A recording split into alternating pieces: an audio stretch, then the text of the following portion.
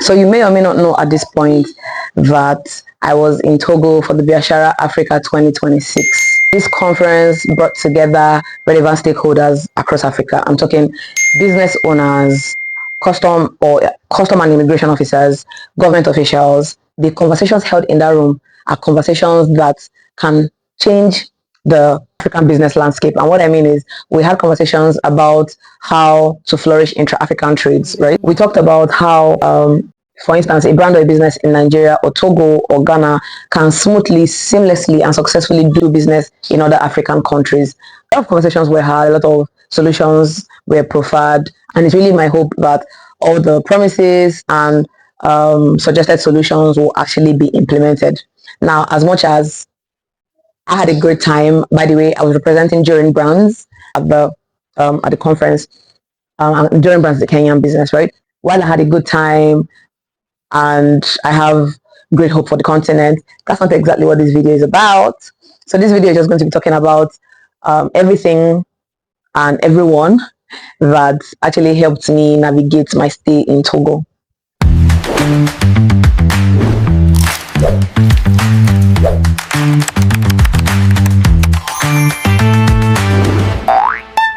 Before I go on, I just want to give a shout out to new guys who will be watching for the first time. Hi, my name is Delight Chimdi, or Chimdi for short. So that's what the Chimdi in the Delight duo is. I'm happy that you're here. I hope you like it here. On this channel, we dive into skincare that works, tech that makes your life easy, and just adulting conversations. And if this is the kind of thing that you're into, I hope that you subscribe, you like, and then you share with your friends, your enemies, your village people, your non-village people, your continental people, your non-continental people. Share with every single person who will find the content of this channel educating and engaging. If you're an old subscriber, thank you so much for your support, your likes, your shares. I actually see every single one of them and I appreciate it. Don't worry, you guys. See, I'll start making money from this channel. We'll be sharing it. Every Friday will be public holiday. Anyway, let me deep dive into my video. So, for starters, I went by road. By the time we got to the border between Cotonou, I believe, and Togo, the car stopped obviously for like immigration shenanigans. So by the time we did all that, I decided I wanted to get a SIM card. I had a host in Ghana who, literally just helped me in a lot of ways. So she had told me that, oh, there might not be any need for you to buy a SIM card when you come here. Have an extra one that you can use for the few days you're here, since you're not like relocating or anything. And I said okay at first because it made sense, especially after I discovered that the Naira Sefa exchange rate is crazy. It's crazy. Like I didn't even know at the beginning of planning this trip that Sefa was way higher than ours, because my mom used to travel to like Cotonou. Sefa was at some point Naira was higher than Sefa, or we were just like not that far off. But when I answered the exchange rate, I was like, what is this? I was like, okay, you know what, I'm not going to actually buy a SIM card.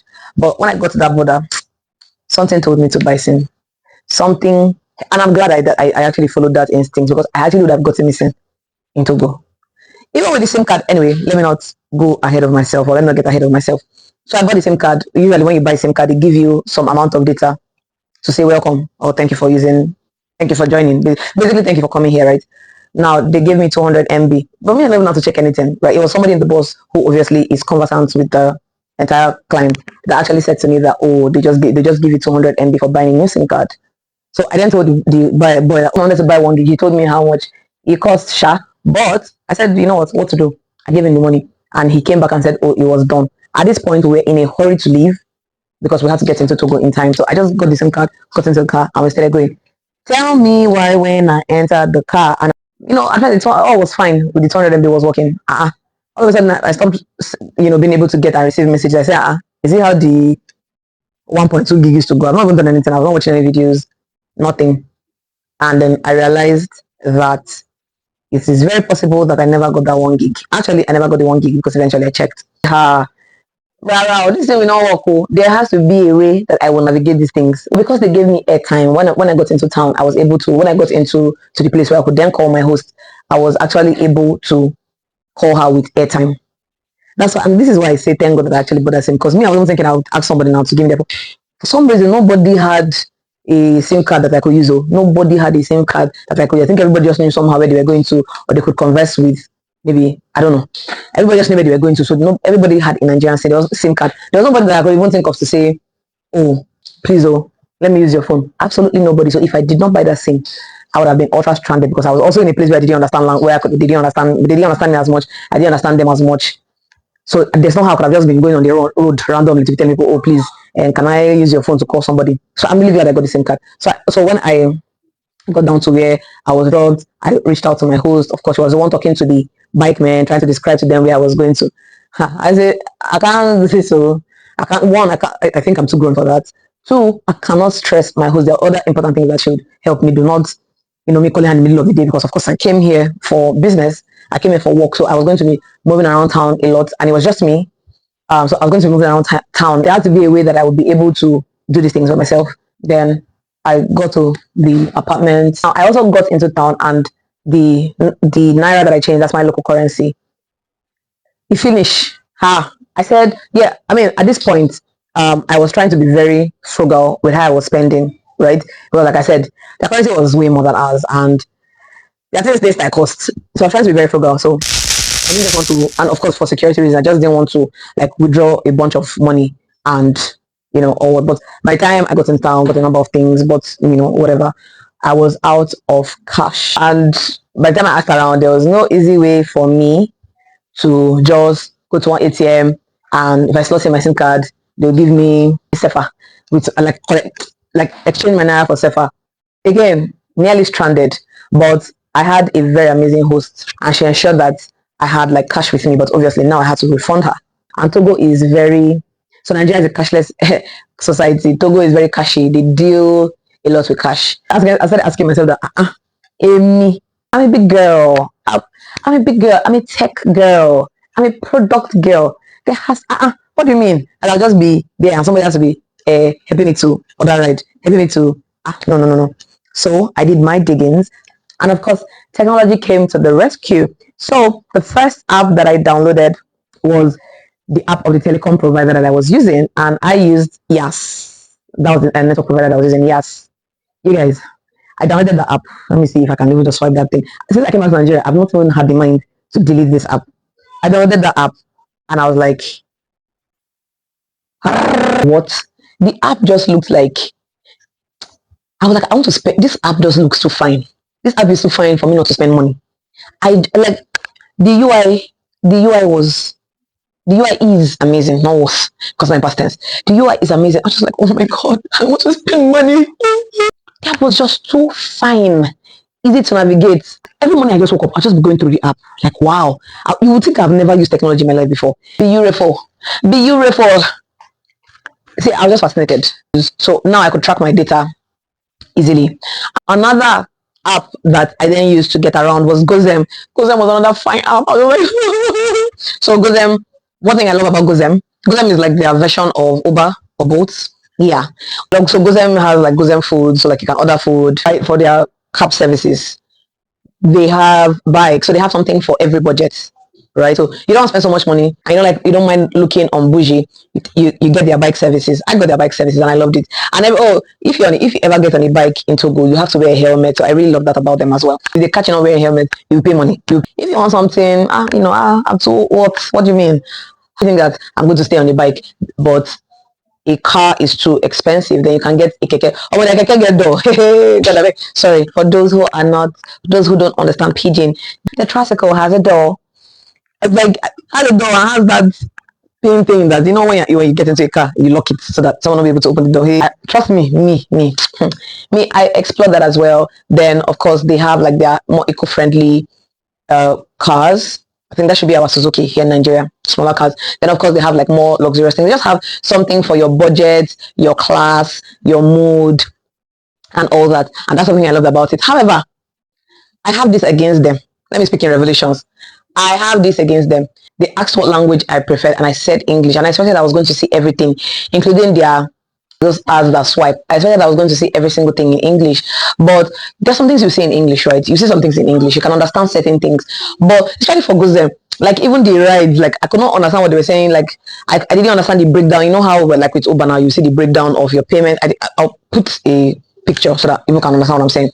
Like so I just felt like Not really. If you tell me that my language, the language I'm going to engage your app or your product is English, I should see every single thing in English. Doing a promo on the ad, it should be in English for people who select English. So that was actually the only problem I had with both apps, both Yas and Gozem. It was the same. It was the same thing. Yas was a bit better, right? But their sliding ads didn't was not in English. So like, if I wanted to spend money like I actually wanted to now, you see what has happened. Another app that I used was Lemonade. So eventually, Lemonade was used to actually convert my naira to Lemonade was actually used to convert my naira to Sefa.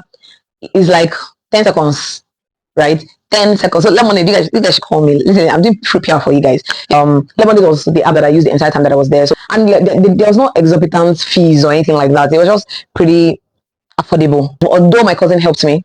Shout out to my cousin Aga. She was the one who helped me actually do all the transaction. But I mean, the app is the app, right? I wasn't sure why I couldn't set it up while I was in Togo. So as soon as she helped me the first time, I just didn't actually bother. She just helped me the entire time. And I mean, she was and she's in the US. Yeah, my cousin is in the US. So from US, she was able to actually. So I sent Naira to the account, and then she sent me Sefa. I thought the transaction was like really smooth and all that.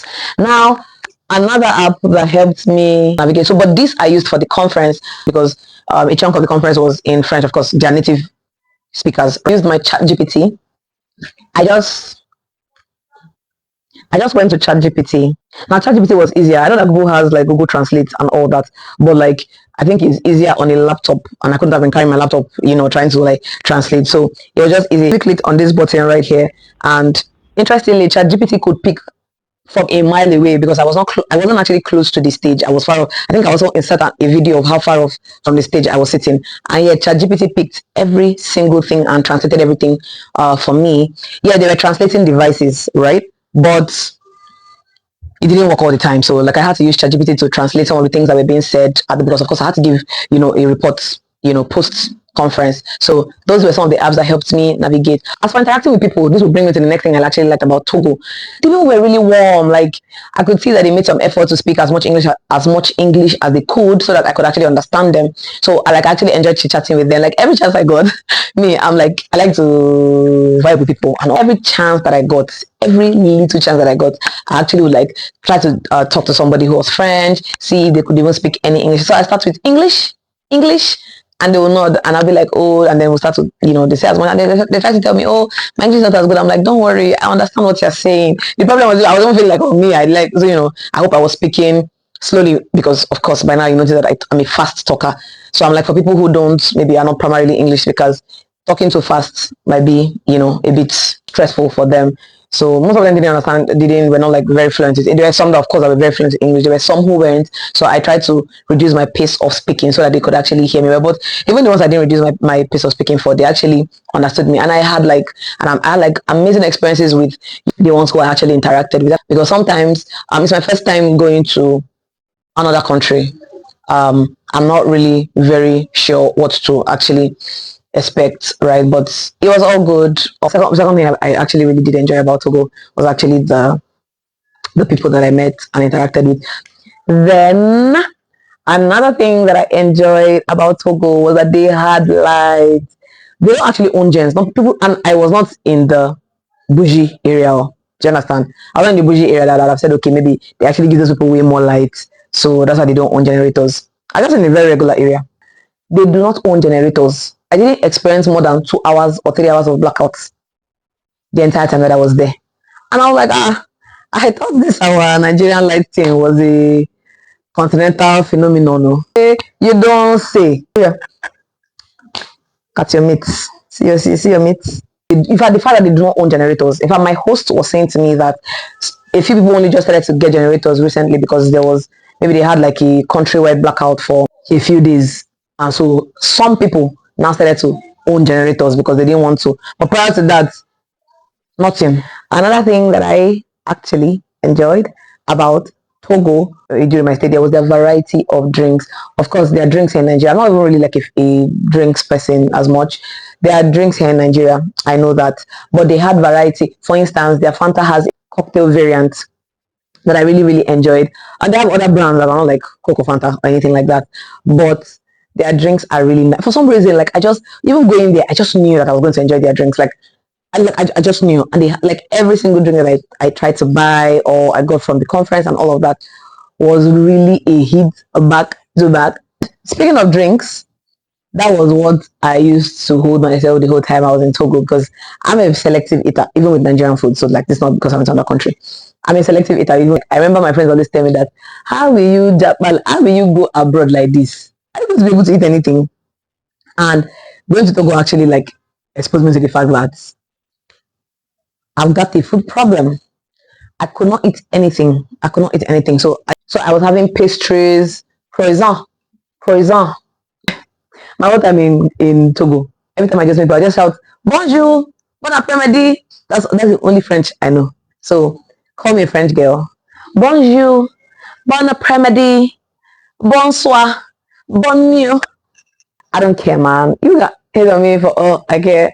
Yeah. So like I didn't. I just got croissant, pastries, fruits. See, that was just literally the whole thing I was eating there. Then of course I get like snacks, get their variety of drinks. That was, and as pricey as those things were. Anyway, that's what I had for the most part. The whole time I was there. Because I'm not a food person as much, everybody will say, hey, if it's me, I don't eat oily food for one day. Hey, I was like, bro, like that may have been one of my least favorite things about the place. The weather was pristine. The air was like the weather. So of course, when it's hot, is hot, understandably, but then in the evenings it gets colder. I was even shivering. I said, me, there's a shark, me, there's a fish. I was even like shivering at some point, like due to cold, not because I was ill or anything.